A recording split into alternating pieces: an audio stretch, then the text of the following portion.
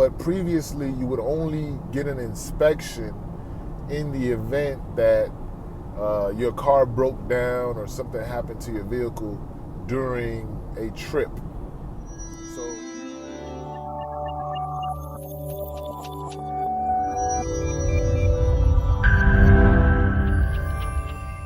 welcome back to my TURO channel, man. I'm Believe in Yourself.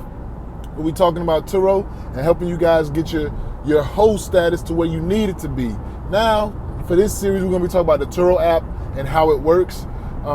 Definitely subscribe, like, definitely please comment. Let me know what you guys want to see next and share this video. Don't forget to turn on your notifications so you can know every time we drop a video, man. Peace. Welcome back to another episode of the Believe in Yourself podcast / show with your host, Mr. Believe, Kev B himself. Thank you guys for tuning in. I really appreciate you guys all, coming and showing yourselves out. I don't know what the heck is. Oh, it's my damn door. So, today I'm going to be talking about inspections. Now, inspections is something that TURO, they always had on the platform. They really started implementing it and making it mandatory more, I would say, last year, where every vehicle on the platform had to be inspected annually. So annually you'll have insurance inspection checks. But previously you would only get an inspection in the event that your car broke down or something happened to your vehicle during a trip.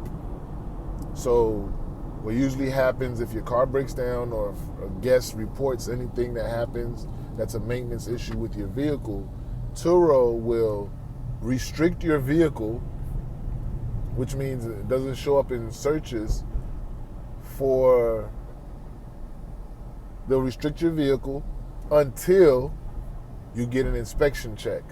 And they won't usually tell you this. What'll happen is a host or a guest, because this happened to me a couple of times just randomly, where I would go on the platform and I'd see my vehicle is just restricted.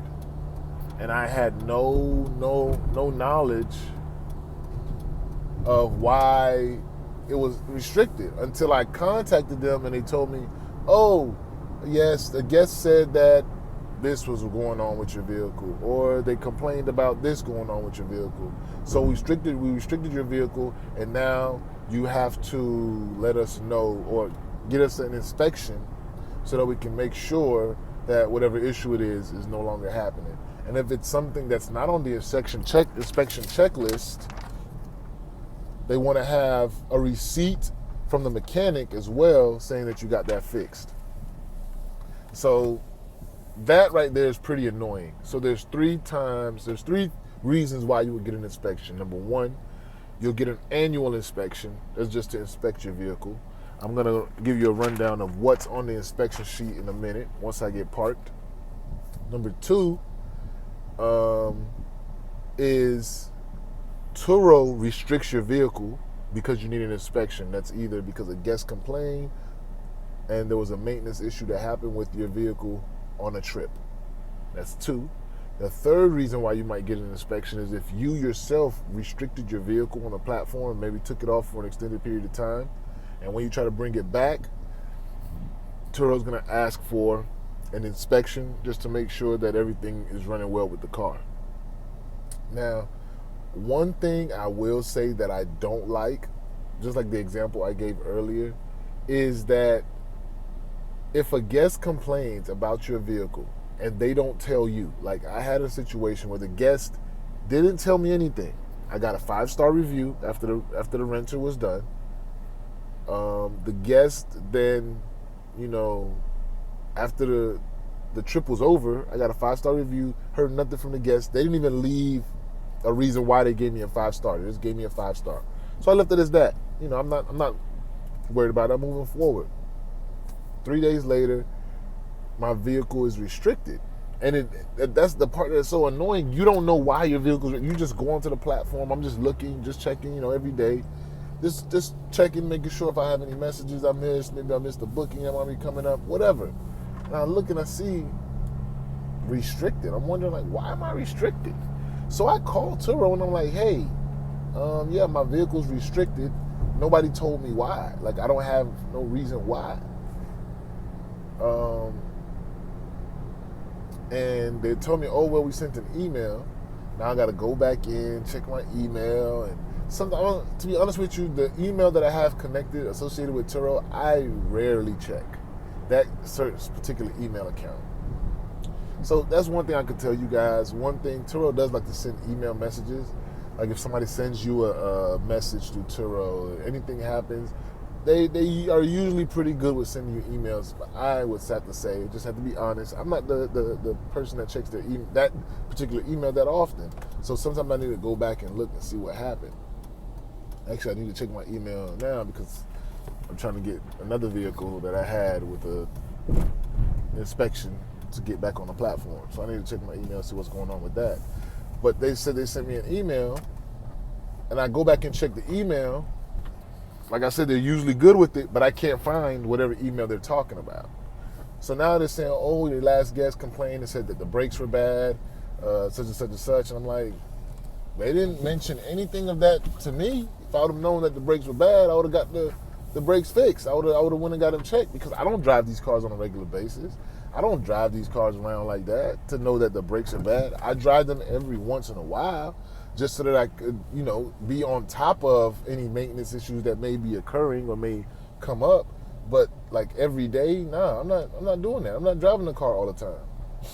So for me, I'm just lost. So they told me I had to go get an inspection, and after the inspection, I had to.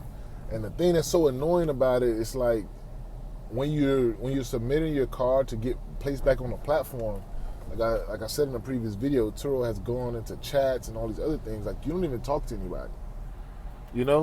Right now the way they do it is it's a form you fill out. You upload your inspection sheet. You upload a photo of everything that you need for them to review, and then they'll get back to you. For me, that doesn't always work. Like, shit, I want to know right now what's going on. I want to know what's happening right now. I don't need y'all to tell me later. You know what I'm saying? I don't need y'all, like, I would much rather, even if it's just a chat, live chat, like, let's do this. But I guess, Turo's growing so large, they're figuring out different ways to become more efficient. So certain calls, they don't field and things like that. So I could tell you guys that one thing, be prepared to not always talk to somebody from Turo. There's only certain instances and situations where you will. But like I said, overall, I still love the platform. Like I said, there's things that you just have to deal with. That's a part of it that I really don't care for. Like the whole contacting and getting your car restricted and things like that. But like I said, man, I understand that they're running a business just like me. So certain things that they have to do to protect themselves and just to make themselves more efficient.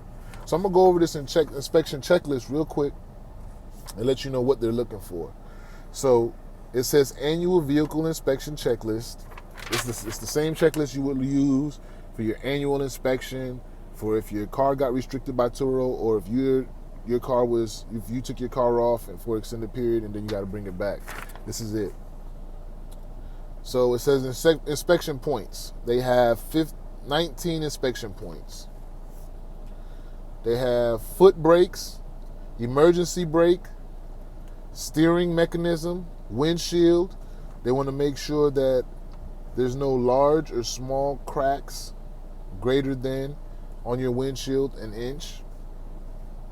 The rear window and other glasses, the windshield wipers, headlights and tail lights, turn signal indicators, stop lights, front seat adjustment, so you can move the seat back and forth, door open and close, making sure that all of them lock and open and close, your horn in working order, your speedometer and warning lights working, bumpers, making sure that all the bumpers, are in order, none hanging bumpers and things like that, muffler and exhaust system in working order, tire tread, nothing below 430 seconds, that's like the bare minimum.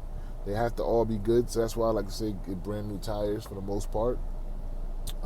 Interior and exterior rear view mirrors, so the mirrors have to be in working order.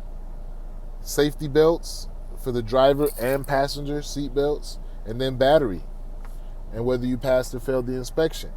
Now, if you have any of these things marked off as failed, just one, the entire inspection is failed. They're not going to allow the car to be on there. So all of these things have to be good, plus whatever reason your car may have gotten restricted or whatever thing that you had to fix, you have to show evidence of that as well. Because as you can tell, this is just a general check of the car. It's not really going in depth into anything. And that's just pretty much it right there, man. So that's vehicle inspections. If you guys have any more further questions about vehicle inspections, hit me up in the bio. My links are in the bio.